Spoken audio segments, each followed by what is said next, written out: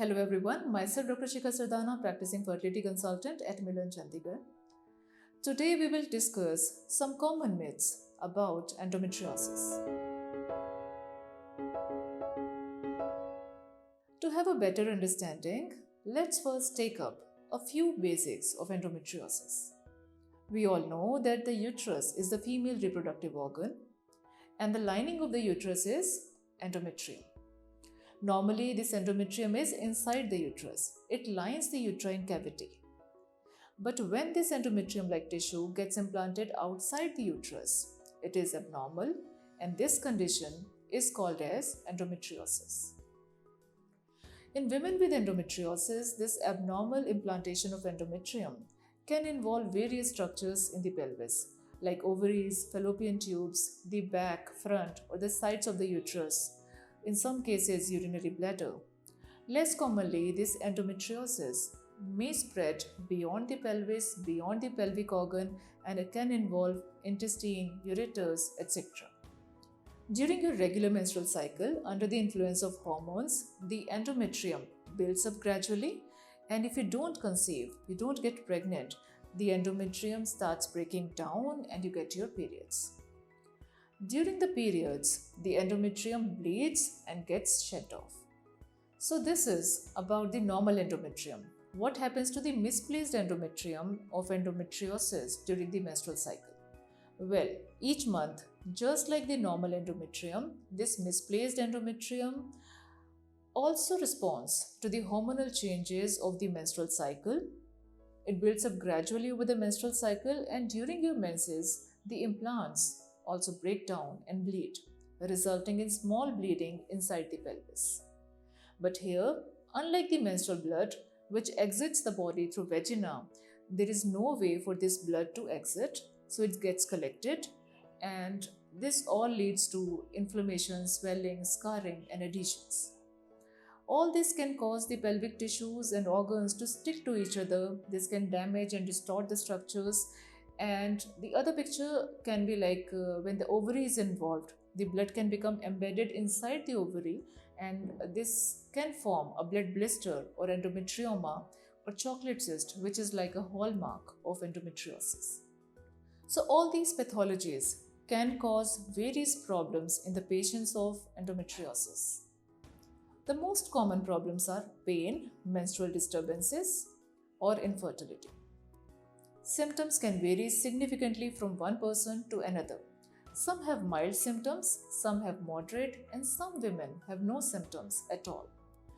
So it's a myth that symptoms are always present in women with endometriosis. Sometimes it's just a silent endometriosis. These women have no overt symptoms and they discover it when they have infertility or incidentally on an ultrasound or surgery done for some other indication. Next common myth is that women with endometriosis cannot have children. Well, endometriosis is there in about 25 to 50% of infertile women. We agree with this. The inflammation, scarring, adhesions, fixity can result in structural damage to the tubes, ovaries, and their anatomy. This can impair the release of the egg from the ovary, or it can affect the subsequent pickup of the egg by the fallopian tube. Then changes in the pelvic environment can lead to all these inflammatory changes, can impair the implantation of the fertilized egg. So because of all these changes, 30 to 50% of women with endometriosis are estimated to have infertility. Fortunately, rest of the patients are able to conceive naturally. To add on here, we can do a lot for the patients who suffer from infertility due to endometriosis. In these cases, surgery to remove adhesions, cysts, scar tissue, or ovulation induction with IUI, that is intrauterine insemination, or assisted reproductive technologies if required, like IVF, ICSI. All these treatments, like either alone or in combination, can help you restore fertility. So fortunately, this is just a myth that women with endometriosis cannot conceive. Next myth is that it is very easy to diagnose endometriosis. Well, to understand the fact, let's take up how do we diagnose endometriosis. The diagnostic evaluation in the cases of endometriosis is guided by your symptoms and the basic physical examination findings. During examination with doctors, we palpate the areas in your pelvis, abdomen for abnormalities such as cyst, nodules, or scarring, or any significant tenderness on palpation. But in many cases, the examination can also be normal. The lack of finding does not exclude the disease. So, further, imaging modalities, especially ultrasounds, are utilized. Ultrasound is a very important adjunct in the diagnosis of endometriosis. On ultrasound, we can find endometriomas, the chocolate cysts, or nodules. But in some of the cases, ultrasound is also normal.